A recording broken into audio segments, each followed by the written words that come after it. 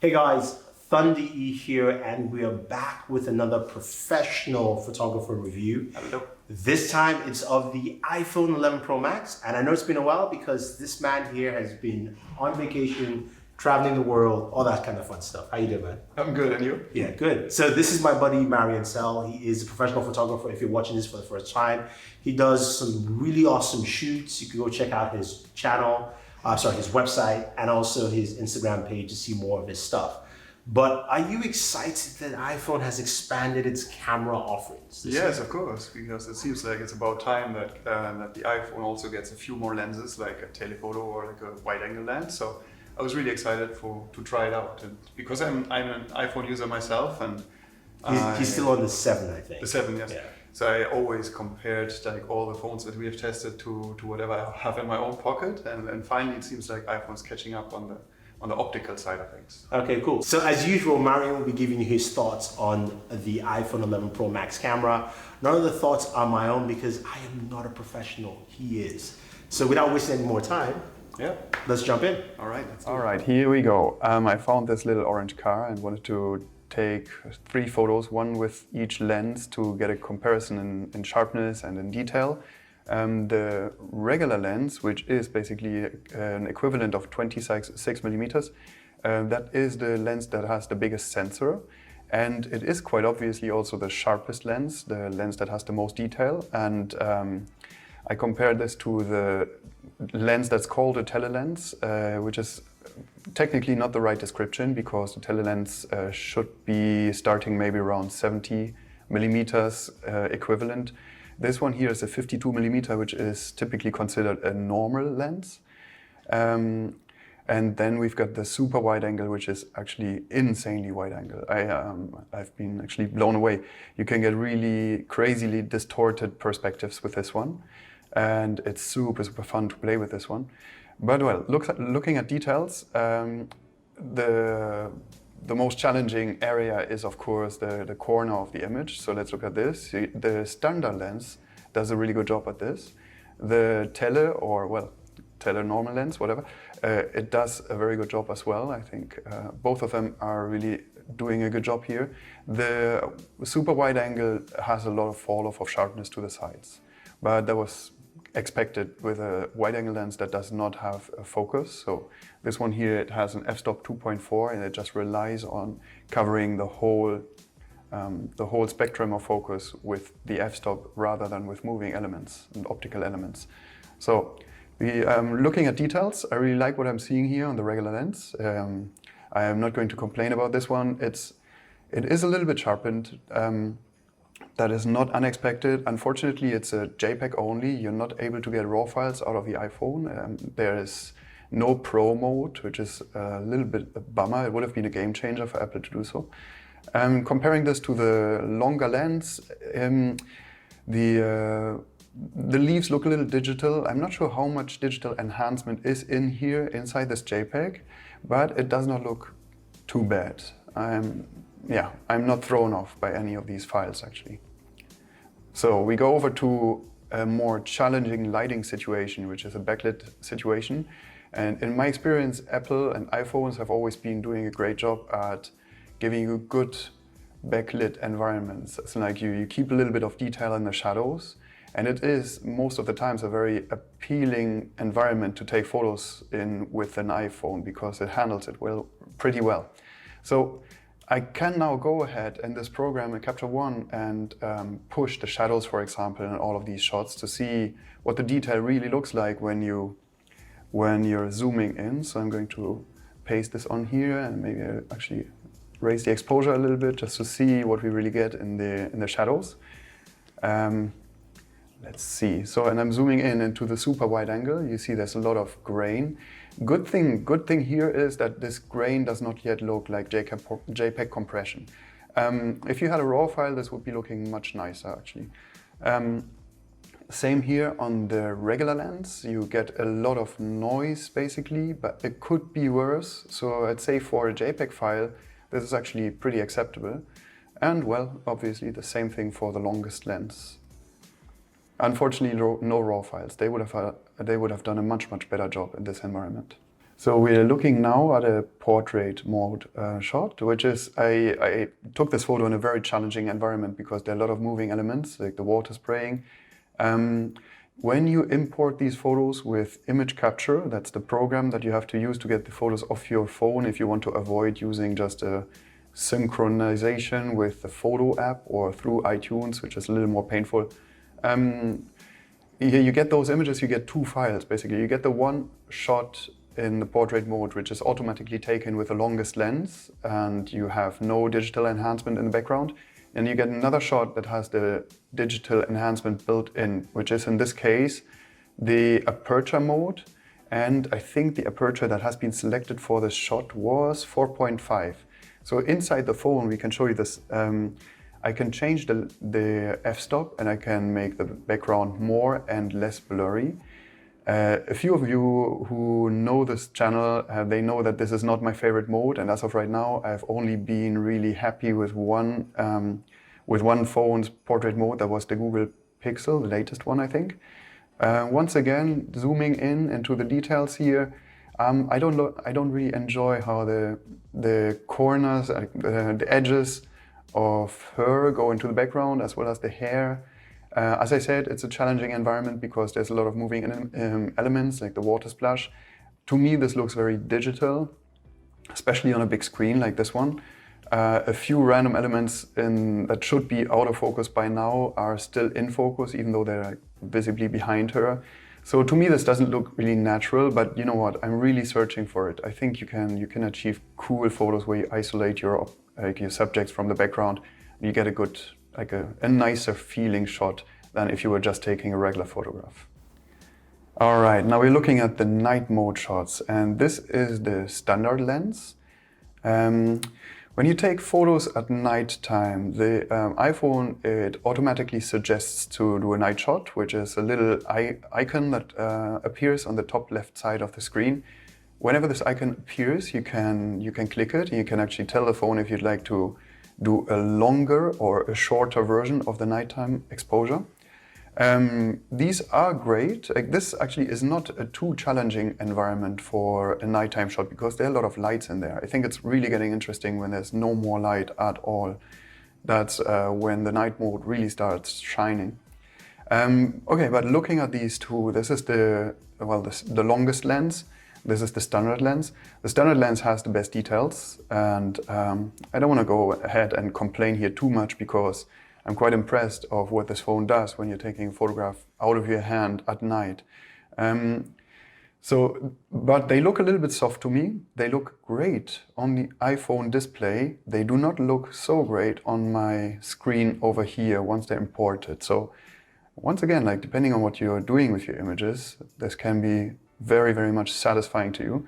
A little thing that you should know is that the super wide angle lens does not allow you nighttime shots. So this is what you get when you take, in the very same environment, you take a night shot with the wide angle lens, and I'm going to push the exposure a little bit. You really get an understanding of that. Yeah, well, for some reason, Apple did not allow us to use night shot mode on the wide angle lens. I hope it's maybe just a software thing, and maybe they're going to implement it in a software update, hopefully. As of right now, it does look pretty bad on the super wide angle lens, so you have to stick to the regular and the longest lens. And I just moved a few, actually kilometers further, taking a night shot of a fountain. And here's something interesting. So most of the phones use the night shot by overlapping many single photographs. And I think Apple does the same thing. But interestingly here, there is an organic feel to the long time exposures, and you see how the water spray is actually, it has a motion blur to it. So I chose, on this photograph, I chose the longest exposure time that I was allowed to choose, which was inside the phone. It was telling me 3 seconds, but the actual exposure, at least here in the program, it says it's only 1/4 of a second. But I don't believe that. Actually, this seems to be, well, it's probably an overlay of several images, but this is at least a half second or so. And the amazing thing is that this has been shot out of my hand. I think people are going to forget very quickly how complicated it was just a few years back to take photographs at night. You basically have to run around with a tripod. And this is pretty amazing, especially comparing this to like phones that are just 2 years old. There has been a lot of progress, digital progress, in this special field of nighttime photography. Okay, I wanted to show you something that is the comparison between the iPhone 11 to the iPhone 7 at night. This here is a shot taken with the iPhone 11, and this here is a shot taken with the iPhone 7. The iPhone 7 shot, I already put a little curve on this one to brighten it up because it was even darker in original. You can see, especially in the very dark areas of this photograph, how much more detail you get out of the iPhone 11. So that's for like, let's say 3 years or so, the 3.5 years that are lying between those two phones.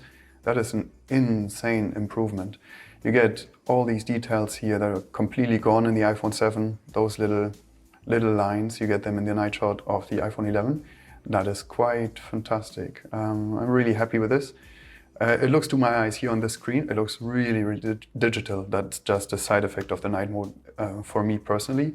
But it looks pretty awesome. And on the iPhone's screen, it looks even better. And I want to show you these 3 frames because I do really enjoy shooting super wide angle. This one here in particular I want to show you because in this location, in this house, it was very, very difficult to get a cool environmental shot of the house. I tried to take a photograph with my iPhone, and I was running around trying to get a photograph that basically captures the feel of the house with my iPhone 7. Pretty much impossible because it is a narrow space. So with this iPhone 11 super wide angle, you really get a feel for the place, for the space. Also, you get a good feel for, once again in this file, now I'm being unfair, but you get a lot of blur towards the edges as well as you get a little bit round corners. I mean, obviously this is a 13mm equivalent. This is super wide angle. It would be unfair to just complain, but well, the corners are getting soft, that's for sure. Nonetheless, I couldn't have taken this photograph on a regular iPhone. Or just an iPhone that's like a year older than this, so I love it. Also in this one here, you get an idea of how distorted things are really getting. Like I'm so close to Sophie here in this photograph. She's getting those big shoes. You know, it's like it's really fun how much distortion you can get if you want that. I wanted to show you this one here, which is a panoramic shot on the super wide lens. And you see on the one side, you see my feet. On the other side, you see my helmet because I was bicycle riding. And it's really cool that the iPhone allows you to take panoramic photographs on each lens as well as vertical and horizontal. This is really easy handling panoramic modes, really enjoyable. It's not perfect. I mean, you see there are like some edges that are a little bit, let's call them happy, I don't know. But this was a very dark environment, so it was also pretty challenging digitally. And of course, as usual, I went into the ocean with this phone and I took some photographs kitesurfing of my friend Przemek in this case. Once again, super wide angle lens is awesome for action shots. Like, it's kind of making everything looking very explosive. Maybe you see how all the clouds seem to be aiming into the center of the image. It's just because of this super wide angle feel of the lens. All the little water spray that's flying around me, it's really giving it a dramatic feel. I love it. The autofocus on the longest lens is also quite good, so no problems. Actually, at the time when I was taking the photographs, I didn't know how to shoot bursts. You have to basically drag the shutter to the left side, then you start shooting bursts. I want to show you one thing, so it's a complaint actually. Well, as I said, if you're shooting with this phone to keep the images on phones and look at them on smartphones, it's fantastic. It's really fun. It's looking great.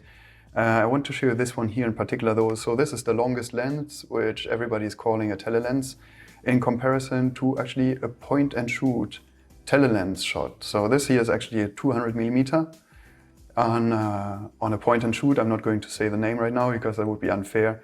Anyways, look at details. You get really sharp spray and glass and lines of the kite, hands, details in the hair. Compare that to the iPhone shot with the longest lens, where actually the water spray is looking like very compressed already. The clouds look so digital. It's really unfortunate. And that might be a smart HDR thing. So when I was standing there in the water, I did not go into the preferences and switch the smart HDR off to get a real comparison shot here. But it looks very digital. Everything looks very sharpened. So you can't really replace glass basically with digital enhancement, but the phones are getting there. They're getting smarter, and I basically wish that I had so much artificial intelligence in my professional cameras like the smartphones have these days. So you've heard Marian's thoughts on the iPhone 11 Pro Max, but there's some things that he likes, some things he doesn't like. Where does this put you with the new iPhone 11 Pro Max? So first things first, I really enjoyed taking photos with it. It's natural for me because I'm an iPhone user in the first place. And I think that for the most non-professional users, like non-professional, as in like non-photographers, this is going to properly replace the need to have a bigger camera. Like, you won't need a point and shoot anymore if you're going on a vacation trip and you want to take photographs that you share with friends. The new lenses are fun, it's great. You can zoom in, you can zoom out, you can get lots of different perspectives. Also, I think that the editing tool inside the phone are really, really nice. It's really fun to edit. Like, you get a nice haptic feedback whenever you're changing something. So there's actually a quite intuitive feel to it. Once you're getting used to it, of course. The crop tool, I have to complain about the crop tool. It's really, really painful for me. Once you're ending up in a weird format, it's difficult to get out of it. So Apple has to ameliorate this.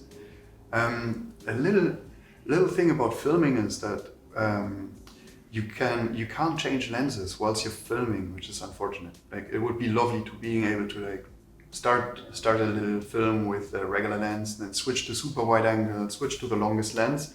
But unfortunately, iPhone or Apple only allows you to do digital zoom and not optical lens switches. It would be nice if they were allowing you to do that at one point. But it's waterproof, it's sandproof. I mean, I was a little bit mean by taking a point and shoot photograph and comparing it to this one, but I wanted to make a point as well. You know, if your ambition is to look at those photographs also on computer screens as well as maybe printing them, then I highly recommend having a real camera. On the other hand, I'm standing in the water, getting water spray on me with my point and shoot. I'm really concerned to destroy that thing.